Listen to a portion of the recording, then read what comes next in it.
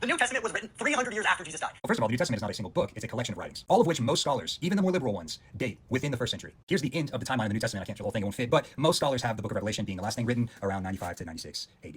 Man makes a big bold claim and says that the New Testament was wrote 300 years after the death of Jesus. And this man here saying that scholars says it was in the first century. Well, they're both wrong.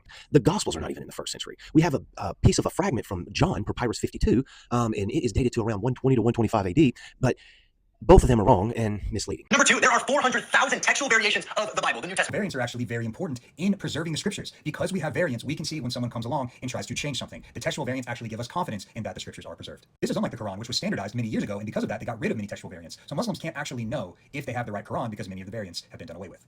4,000 textual variances is a big claim, but it's actually 5,000 textual variances. And with that, not one is an eyewitness account of what Jesus said or did, or Paul either. Now, the big bold claim that Muslims had their variations took. Well, the one thing that you can't take away from a Muslim is a Muslim, from the very beginning, they have always recited the Quran. Number three, none of the authors, and I mean none of the authors of the New Testament met Jesus. So this is something that's debated among modern scholars. However, all the earliest evidence we have from the early church and the church fathers points to many of the books of the New Testament being written by people who knew Jesus, including his own brothers. The problem for the Muslim is that this is a double standard because the author of the Quran never met Jesus. So by this logic, everything the Quran says about Jesus is not trustworthy because it was written 600 years after Jesus' life by someone who never met him. Without a shadow of a doubt, we know not one author in the New Testament. Now, the one thing that we do know is when we say that Matthew is wrote by Matthew and Mark is wrote by Mark, those are assumptions. And we are assuming.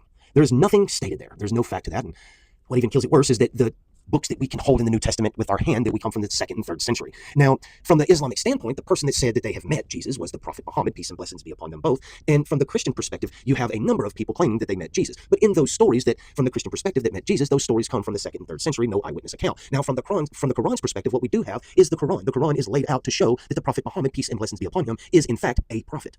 And number four, we know history tells us that the church changed the Bible. Like, it's a fact. Once again, because of textual variants, the scriptures are actually guarded from this. For example, we see at the end of Mark that the last 11 verses were not in the earliest manuscripts. But the reason why you may find them in a lot of Bibles is because they don't actually affect the theology of Christianity. We have a prime example of the early church changing the Bible, and we can go to John chapter 8, verses 1 through 11. It's the woman that committed adultery. It is an added story. When we look at Papyrus 66, dated around 200 AD, we see that it's not there. But we do see in the 5th century that it is added into the Bible. So when you say these variances help you understand and help you solidify the authenticity of the Gospels, and it's actually proven you wrong, in this case especially. Now, that does change the theology of Christianity because that story in itself, the woman that committed adultery, is a very well-known story.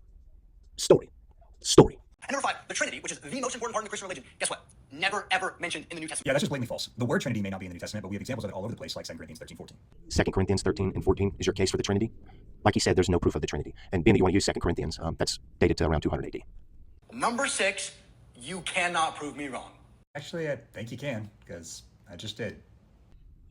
No, you didn't prove him wrong. I just proved you wrong. You didn't prove him wrong. What you did prove is that you really hate Muslims. I don't know why, but I will say one thing about Muslims. Muslims love you, man. They don't hate you. But anyways, you did make yourself look really bad, dude. Go back, do a little bit more studying, and come back and play, okay? May God bless you, me, and everybody. Peace.